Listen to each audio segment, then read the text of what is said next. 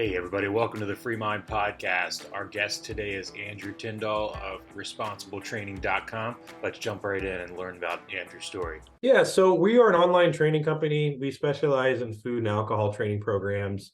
We really breaks into three categories of business focus: food safety through individuals, so our B2C concepts, our corporate solution concepts, which are working with both small, medium, large companies.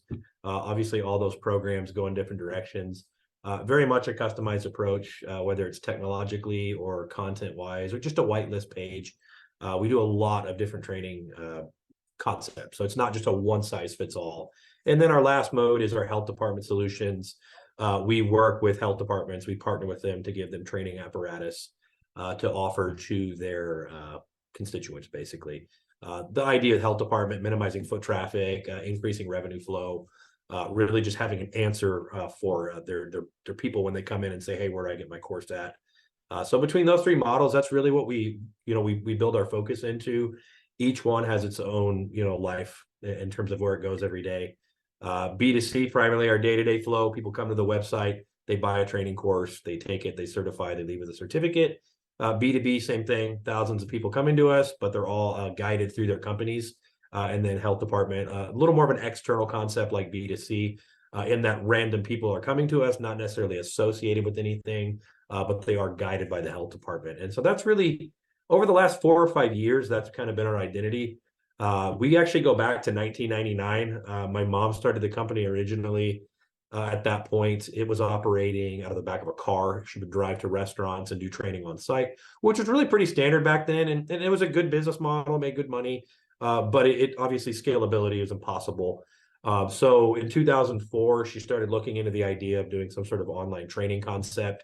At that point, it wasn't really to be the whole business model, but it was to give people a resource to train and do some information, gathering prior to her showing up and doing testing.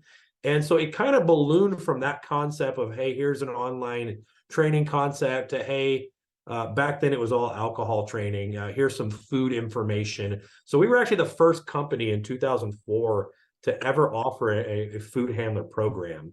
And it was done online. It was done just for informative purposes. And from there, it really gathered a lot of momentum at the state level in Texas, and since has turned into, really a national program. Food Manager is another segment of that. It's national. It's been there since the 70s. So there's been a lot of infrastructure to food safety for about 40 years, but food handlers really just started to become enforced last 10 or 15 years. And so we were on a lot of the ground floor of that. As we've just kind of grandfathered into a lot of stuff through time, we have built out our catalog to essentially be completely national now with both food handler, alcohol server seller, and food manager. And so what we do with that catalog is it kind of gives us the ability to talk to companies, individuals, again, coming to us and really have a solution for just about anybody looking for food and alcohol training across the nation. That's fantastic. I'm actually really jealous. I was also one of the ones that went door to door selling this stuff. So I'm 20 years in food and beverage, specifically in alcohol. So I would go through getting people prepped up for their safety training, getting ready for their tips training. And then so we would do the beer and food pairing afterwards, teaching them how to upsell and properly pairing everything out those through. And that was way before the onlines. And I used to do it with Buffalo Wild Wings and a few other chains, as well as all the independents. So I was working for a distributor. So we did it for free for them as an opportunity to get them ramped up and stuff like that. And then obviously we hope that they bring our brands in. So right. I think what you have here is something that, especially with the modernization of what you've done with this, that's pretty exciting, actually. How do you currently market yourself to those restaurants and everything like that, being that you are remote with the current, obviously you're doing PPC ads and things like that. So PPC and SEO, definitely a big part of it throughout the years. We probably put a little more effort into SEO personally, just because it's a nicer scalable model. You don't have to dump thousands and thousands of dollars in. But we do targeted PPC for sure. A lot of it, is relationship too, though, because, you'll work with a company and someone will ask that company what they're doing. And there's no better reference than, hey, we use these guys because they're the best or whatever. And so word of mouth is undeniably a big part of it. We do have a very unique approach in terms of how we support our platform. Our entire support team is US based, consolidated in Austin, Texas. So between support, sales, whatever we're doing, development projects, we all live under one roof. And so the ability for us to support programs consistently has really been something that's kind of separated us over the years. So we nurture relationships very well. We keep relationships, proactive. And through doing that, we've been able to keep a really nice customer base. We don't add a ton to it. There is bandwidth restrictions, based on we can only take on so much stuff. But for the most part, once a program's up and running, it's fully automated in a lot of ways. It's fully supported, but the concept of training and certification is really, from our perspective, completely on the user's navigation. So, I mean, it's not something we're really involved in. And that is the beauty of the business. I mean, in theory, you can scale this nationally like we've done and keep a small team and still be able to service, unlimited amount of people to a certain degree. And so that's the goal, at least. That's where we want to be. Excellent. So when somebody comes in and checks out everything and on your website, and then they actually sign up, are they is it a hybrid approach where you're getting canned courses as well as interactive one-on-one trainings? No, everything is going to be built through our learning management system. There's no direct interactions. Our food manager program requires virtual proctoring, so there is some one-on-one interaction with the proctor environment. But outside of that, it really is a learner guided experience. And so you can start and stop as you want. You can start today, get back 3 months from now and start right where you left off. But the idea is really that people can get on in their own time, because that's the thing in this industry. You may only have a couple hours between, 11 o'clock and 1 in the morning or something to get this done. And our system obviously accommodates that. It's always available 24/7. But there's not a lot of human intervention during the actual training program at all. Videos, activities, things to keep you engaged, quizzes, exams. But from our perspective, we don't want to have to put people in front of us, quite frankly, unless we have to. Well, that's perfect. No, it's one of those things too, where the more convenient you make it, the more it's going to be consumed. So I think especially when you're in the restaurant world, those hours are sporadic and most likely not accustomed to daytime business time zones. So that's perfect. Yeah, and I mean, just a little bit here, a little bit there. Do it over a few weeks, finish it up. You don't have to, drive yourself crazy. Or on your day off, plug in and do it all and be done with it. So is it safe to say, with you being national now, you have the ability to service training and prep for any state's certifications of food handling, responsible serving, things like that? Mm-hmm. Okay, perfect. Yes, so the programs break into, again, 3 main levels: food handler, alcohol, food manager. Food manager is the easiest to address. It's got a national law requiring it. So you get an accreditation, you have reciprocity in all 50 states, every county, no questions asked. Every single city, county, state has to have it, in terms of 1 per location at any time. Some of the laws change a little bit. Alcohol is completely state by state. So it's literally been a process of going into one state after another, working with their alcohol agencies, getting programs approved. It's not all 50 states. Now, we have a 50-state program, but some states don't require it. But as you know, with alcohol, major mitigation benefits. So even if you're not required, like the state of Texas has a TABC training course, it's actually not required. But if you get a violation and you don't have it, it's a nightmare. And so it's one of those things, it's basically required. And so between all the states with alcohol, there's 20 or so that have really black and white requirements. And then the rest of them are kind of some area of gray. But on the corporate end, most corporations want to have everybody certified just because of the fact you have a better story to tell in the case of something occurring. Food handler is sort of a hybrid. Food handler also has an accreditation. It gets you into roughly 10 states that require it statewide. Same concept, the rest of the states. There's actually some city and county programs. Food handler is a very complicated program. We've been at it for 20-something years, which is why we've been able to slowly but surely get it all there. But the food manager is the only one that's a blanket approach. 1 program satisfies everything. The rest of it's been labor of love and time to really get the catalog national. Yes, yeah, my mom started it. She ran it till about 2013 or 14. My brother actually works with me as well. He's a sales director here. Very much a family business, and I don't think that'll change. I mean, not everybody that works here is family, but we don't hire, we don't fire very often. It's something we really try to build from within. Myself, I've been involved in the company since the early days in terms of watching it grow and being a part of it. I graduated from college in 2010, and from there, I directly started working here. In college, I studied business management with an influence in entrepreneurship. So it was definitely in line with what I wanted to do, whether it was working here or starting my own company. In 2015 or 16, I bought my mom out. And so at that point, I became the majority owner. My mom's still involved in the business to a certain degree.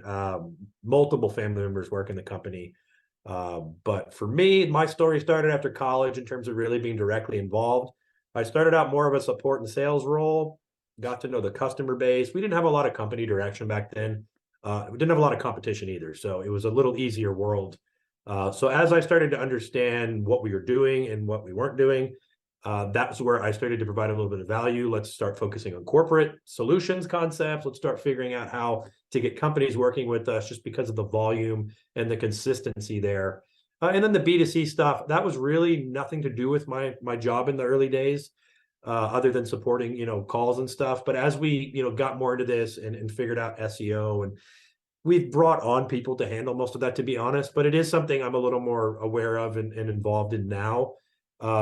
Fast forwarding, to the last few years, starting in 2017, we really had to kind of figure out what's the next step for this company. I'd been running it for about a year and a half at that point. We weren't fully national.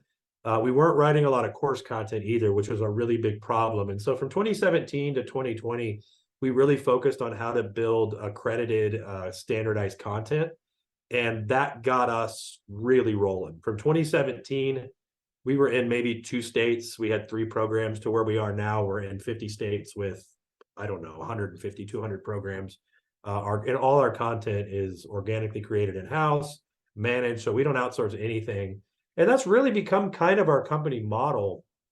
Is we're a marketing company, of course, because we want to market companies to come work with us, but we're really a content building company as well as a technology company, really software, where we're offering you the ability to organize, track, report, keep a real nice, clean operation in terms of training.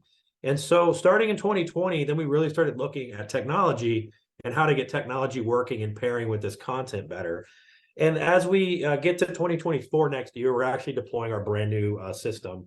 And so that's something we're really excited about, but been about a 15-year evolution of just knowledge, but also of trial and error. And so we really think this system is going to be a culmination of a lot of things that have frustrated us over the years, and finally kind of working through ways to either automate solutions or remove backflow, whatever it may be. And so that's kind of the evolution. It was, who the heck are we? We're a content company. Now we're building technology, and to where we are now. Now we're trying to pair those together and really, provide something unique to our customer base. Going all the way back to the ground floor, my mom actually worked at a restaurant bar grill, and she was there getting training herself. She was kind of the manager. So she ended up helping the training guy. And he was like, "Hey, you want a job? You're really good at this kind of thing. Like, you could help us." So that's actually what got her started. She was sort of someone's assistant doing training for him. I couldn't tell you what happened to that guy. No telling. But she ended up kind of doing stuff on her own. Some other bigger companies got involved in the early 2000s in this concept of online training. And so she had some ground floor access to some stuff that was definitely above her understanding, but it gave her some really good ideas.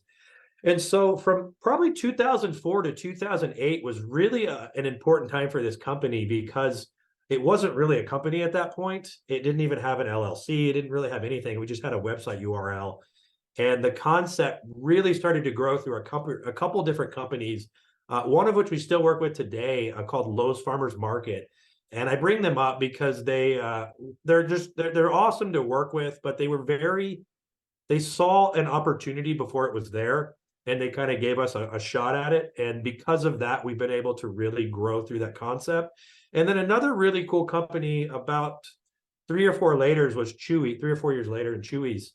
They're in Texas. They're growing. They're a Mexican food restaurant chain. And very similarly, they had the idea with a multi-store kind of need for training. How do we organize this? And that was really the first time we did a whitelisted website, where we give you a training page to go to, send your staff to. It can organize by state. And so between those two evolutions, it was really a lot of other people, whether it's someone, giving my mom a chance, or a company giving us a chance. and then us learning from those experiences and kind of turning it into, hey, if they need it, someone else kind of needs it sort of model. And so that was the evolution of the company in my mind, from becoming strictly a B2C concept. In 2008, we became an LLC, and that was also another big milestone because we started to do some training outside of Texas. And so between those relationships and then a lot of the other ones we brought on down the road, I just think we became a little bit more of a corporate training solution provider than strictly the B2C. And so, to my mom's credit, relationships were always a big deal to her. And so I think that was really it. The fact we had some companies that gave us a shot, and also had some really creative ideas themselves that we were able to kind of use it in our platform. We do training for one of the largest fast food burger chains in the country. They're located out of Texas, which is a huge hint. I'm not going to say their name because they're a little protected. We also work with probably the second to Chick-fil-A, the largest fast food chicken company. They specialize in tenders. They're very big in Texas as well.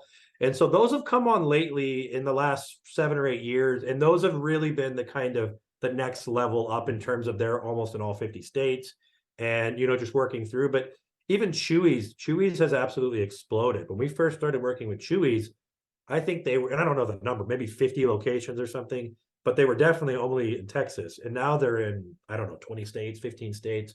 So it's been obviously very interesting to follow these restaurants, because as they grow into regions, logically, those are regions we want to look into. So a lot of times that'll open up markets for us as well. And that's really how we've grown, is starting out in Texas, using companies in their regions where they need us, and then finding other opportunities in those regions. And that's kind of been the flavor. So yeah, there's definitely some really large companies that pay, a lot of our bills, quite frankly. But they're great to work with. The communication's critical, and they're just so innovative that they let a little company like us a lot of times, really have a leg up just because of some of that stuff we learned through working with them. Well, aside from the actual certification that they're testing for, having that standardization is just a huge time saver for the management of whatever it may be, the corporation, the restaurant, the brewery, whatever it is that you're training them for. I think that's the real value at the end of the day, that they don't have to sit down, because that's my memories, is sitting down with my manager and going through everything to get ready for the test, and then taking the test, getting certified. And that's time that's not being spent building the business. No, and I think that is such a valuable thing that you guys offer, a standardization of it, and also that remote part. I can't go back to the convenience of it. So like, you have a time as your number one valued item, and then the convenience. I mean, that's a win-win for anybody. And not to mention, you snagged a hell of a domain for that. So I'm sure the SEO is perfect on that. Yeah, I'll give my mom credit for that. So going back to probably 2004 or 5, she started just living on GoDaddy, and always, we have statefoodhandler.com in so many different areas. Responsible training, though, believe it or not, we found that in 2015. And it was just one of those things. I was trying to find a new brand after I'd taken over the company. Our first brand was Safeway certifications, and the Safeway grocery store chain didn't love it. And so it wasn't really a battle we won. And honestly, I didn't love it. And so we started looking into it, and responsible was a word we grabbed onto. Training was a word we grabbed onto. And we had about 5 or 6 different words. We were kind of working through some formulas, and then it was like, wait, combine the two. And it was available. And so, yeah, we've gotten lucky with some brand stuff over the years for sure. SEO, though, at this point is a very complicated mess, and domains provide a little value, but there's a lot more that goes into it, unfortunately. Absolutely. It's a service we sell, and it's very complicated. And a lot of people don't understand that we are no longer in the days of just having a website means anything. No, heck no. You got a backlink and SEO optimization with content. It's a never ending project for sure. Yeah, absolutely. So, and with the upcoming, one of the things we have in our portfolio is AI generated websites, and then the AI generated on the back end.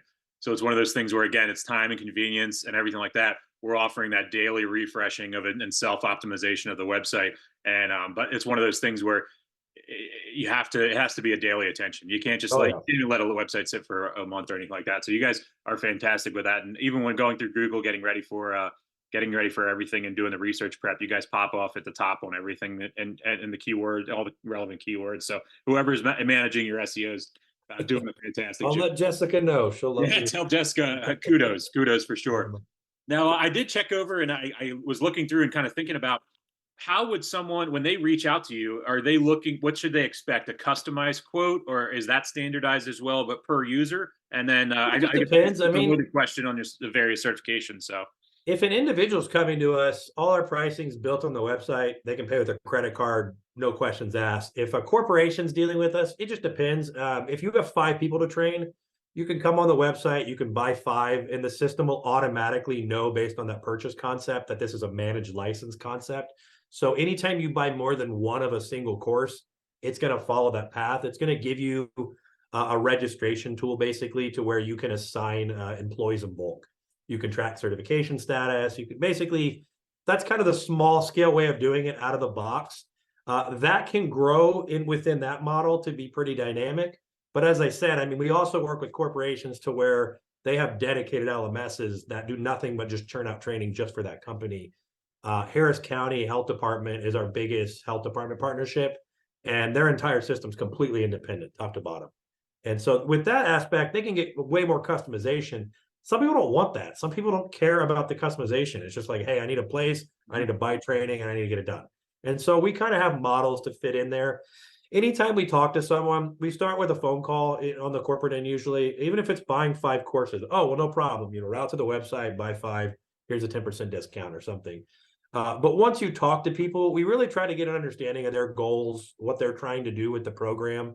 And from there, they're really the ones dictating what we're putting together down the road. And it really, it sounds a little bit like BS, but truly, it's a guided program, because if you look at our programs and all the variables that go into it, I don't think you could find a single program top to bottom that operates exactly the same.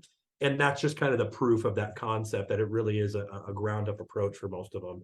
Some of them end up with one account they log into. Lowe's Farmers Market, 50 different accounts from a training perspective, not even individual. So it just depends. And we work with the company over time.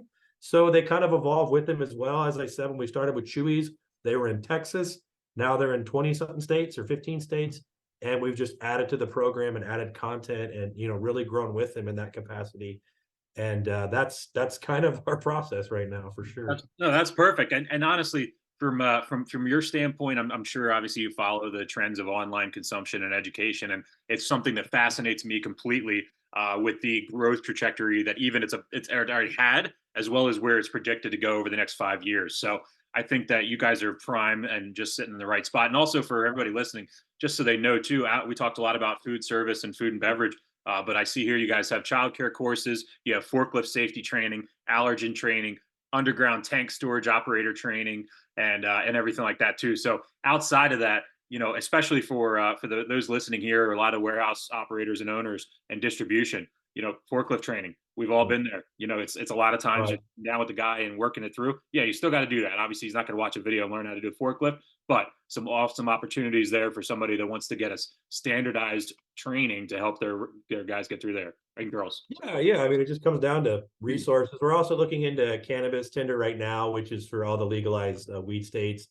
similar to food handler training, just making sure you're packaging correctly, That's washing the it. world we're in, and that's a very needed thing. I actually I Mhm. won't share the name, but I had to go physically to Pittsburgh, Pennsylvania to go to a 3-day course to get certified as a hemp dispensary or Yeah. dispensary and And so hemp. that's a new one. Driver safety is one we're looking into proactively, in OSHA down the road. Yeah, I can say Real that the estate. There's marijuana other side of things, there was nothing convenient. There was nothing online. No, and that's something that we're building actively right now. We're working with the city of Amarillo on a pool training course.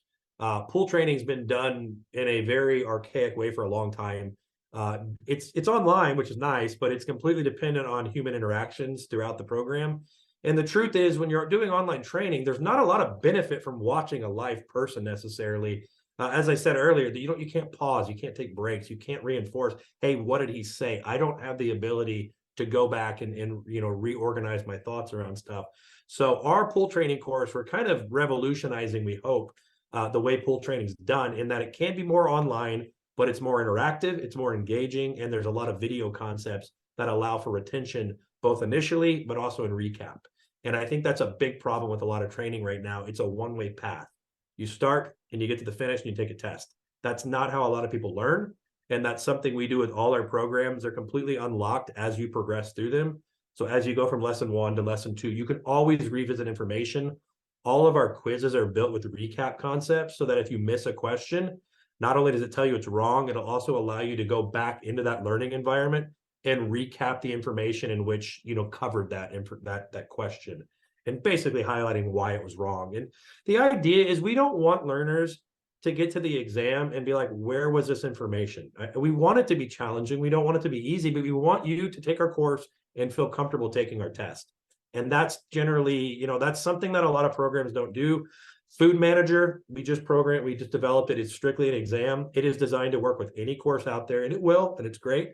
But the idea that you could take a course and an exam and it at least somewhat makes sense, the questions you're looking at and the content you're looking at, is a big kind of a philosophical thing we work towards.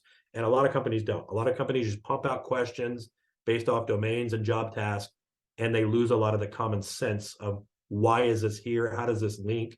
And learners, they have to deal with that pain as they're taking a test, and you see a question that makes no sense. And that's just, test anxiety is a real thing. And we don't want learners to feel like, it's the end of the world if they fail. So we also usually allow retakes and some other opportunities to alleviate some of that stress. Two things. They haven't done training because they feel like it's too expensive. They might be owner operators, don't feel like they have the budget to really work with that. And they're just kind of going by and shooting from the hip and getting by with what they have. And that seems to work for them. But kind of talk about, I could be wrong here, but like I'm going through their food handling certifications, things like that. It's extremely affordable. That's one thing. Especially at a corporate level, because if you're doing it, even at an individual level, food handler's $10. And so, it's one of those things. If you can find $10, you can get a food handler course. At a corporate level, you may be doing thousands of them, so that number can obviously multiply pretty quickly. But our bulk discounts are, very, very dramatic depending on volume. So the price point you end up paying is very affordable at a corporate end. You're paying $5 or $6 for the peace of mind of knowing, hey, this person's certified. That's usually, worth it for them. And then the food manager programs, they're a little more expensive. We are working actually right now, we call an installment plan.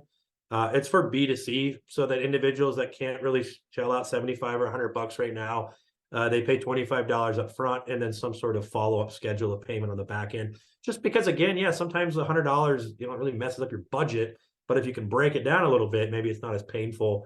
So trying to alleviate that, because money is, and especially right now with inflation and stuff, I can't say we're the only, but we're one of the very few companies, we've not raised our price a penny. In fact, we've lowered some prices. And so that's something we don't want to just raise prices just to freaking do it like a lot of companies are right now. And because price point for people making, $3-4 an hour plus tip share, it makes a big difference. And obviously we're sympathetic because that's our market. So for us, we try to keep prices down. We try to keep the amount of time you're putting into it as minimal as possible and as convenient as possible. Again, logging out, starting and doing it, at your leisure. Absolutely. And one of those things that's the best thing about it is that you don't have to rely on your employer to take care of this. Some employers might reimburse you for it, but sometimes when you're in these smaller businesses, you're on your own as far as training and getting certified. So this is really a profession. This can be a great cost-effective professional development that when you're moving on from another job or anything like that, carrying that certification is crucial in your resume. So fantastic job on keeping that price point where it is. Yeah, and it can be a career building opportunity as well. Say you've been a food handler and you want to be a food manager, your first step. Maybe you don't start with training, but having that certification, that knowledge is sure as hell going to help your chances of showing your manager or your boss that you know what's going on. Not to mention if you're hiring, you're going to apply somewhere. If you have a certification already in hand, it definitely shows a little bit of maybe you're a little more prepared than the other guy. But yeah, I think most people don't enjoy training. I don't blame them. It's not something that's fun, but that's kind of where we're not going to lie to you. Like, this is something you love, but it's something we're going to minimize that pain. And that next year, we're really excited as we progress into this new system. The last year was really all about our national accreditation. And so we rolled that out in December of 2022. This was our first year with it. We did a really good job, in my opinion. We rolled out 2 programs. We have a virtual proctoring program, which allows individuals to take training at home. We also have a live proctor program that allows companies to do their training in-house. And so between both of those programs, it's really given us the ability to give some options to people for manager training that didn't used to be there. And so that's something we're going to continue to really promote and be proactive in. We will move into other industries, and we've already started that, but our core focus has always been food safety, and I can't imagine that's ever going to change. And when I say food, alcohol is paired right there with it. So I mean, basically anyone that has any sort of volume on their website, regardless of what it is, just people coming to it, if you think you can pass them off to one of our programs, we can build URLs, whitelists, we can do API, we can do SCORM integration into your LMS. We're actually working with a staffing company right now where they're building their own LMS, and they want to, basically license our content so they can sell it to their program. And so there's not really any limitation to how we can work our content into somebody else's program, whether they just want a URL and route it to our system, or they're looking for full-blown integration into their system. And that's going to be kind of the future, in my opinion, of training. And so that's something we're putting a lot of effort in. All of our content is SCORM based. So with SCORM, integration is literally just uploading it. And then all of a sudden, all our hard work is just appearing on your screen immediately. And so that's going to be something next year we start to really promote. And that much I can promise you. Yeah, we call it Proctor Seller Solutions. Basically, it's Live Proctor, which is like training schools, things like that. And then the reseller concept can be, you have your own full-blown training website and you just need content, or hey, I just want to make some side money and route a couple people to your system. Absolutely, Andrew. Absolutely. And I'll be telling people a lot about your program. So it's I one of the reasons I reached out for you for this podcast is because that system is so archaic. Not your system, but the industry. No, I agree. The whole model. I think that you've taken the like you said, that most stalest training in the world and really made it attractive. And also visually. I mean, it's one of those things where if anybody hops on that website, you're immediately going to see that things are going to be visually appealing. It's not going to be some stale 1980s video that we're popping in the VCR and waiting for the static to go across. Right. It's your high quality photography, high quality video, and affordable pricing with a great value. So everybody make sure food handler training, food manager training, alcohol server, underground storage tank operators, allergen training, forklift certifications and safety, and childcare courses are the first ones I see on here. And absolutely, responsibletraining.com. Thank you so much, Andrew, for checking everything out. And we hope to send a bunch of breweries, wineries, distilleries, and bars your way. Definitely. Thank you very much. The FreeMind Group is your trusted partner for marketing and sales development in the food and beverage industry. Founded in 2008 and based in York, Pennsylvania, the FreeMind Group helps you reach your vision and everything in between. Whether you need a compelling brand identity, generate qualified leads, or close more deals, the FreeMind Group has the expertise and experience to make that happen.